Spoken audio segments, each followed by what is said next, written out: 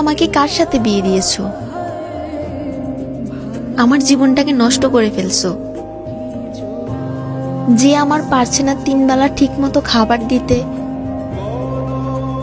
না পারছে আমার কোনো শখ পূরণ করতে। আমার একটা জামা পছন্দ হলে সেটা পর্যন্ত ও নিয়ে দিতে পারছে না। ও না পারছে একটু বাজার করতে, আর আমি না পারছি একটু খেতে।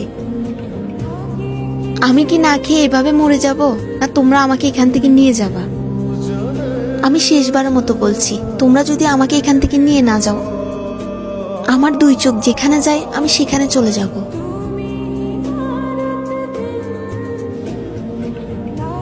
কার কল ছিল?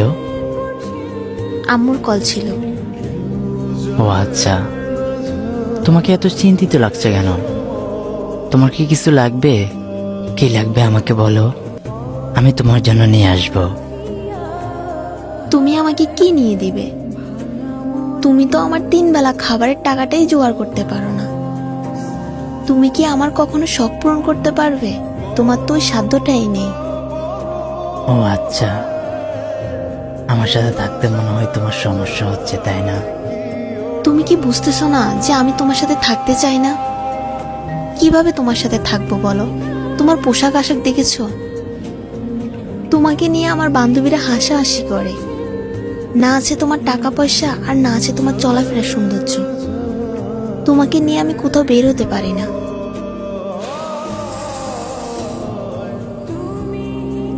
আমাকে নিয়ে তোমার এতই সমস্যা,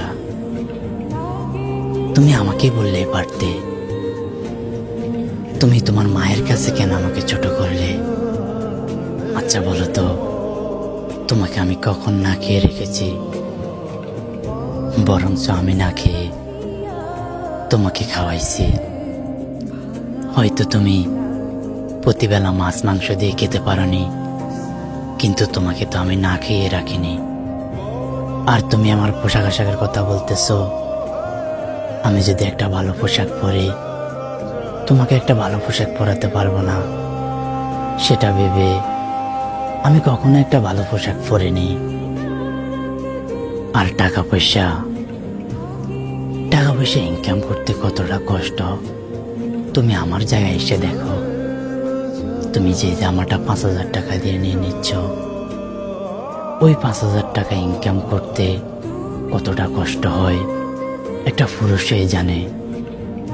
আচ্ছা একটা কথা বলবা, একটা পুরুষ সবকিছু বিসর্জন দিয়ে একটা নারীর মুখে হাসি ফোটাতে চায়, নিজের স্বপ্ন পূরণ না করে তাদের স্বপ্ন পূরণ করতে চায়, নিজের সব শখ বিসর্জন দিয়ে তাদের শখ পূরণ করতে চায়।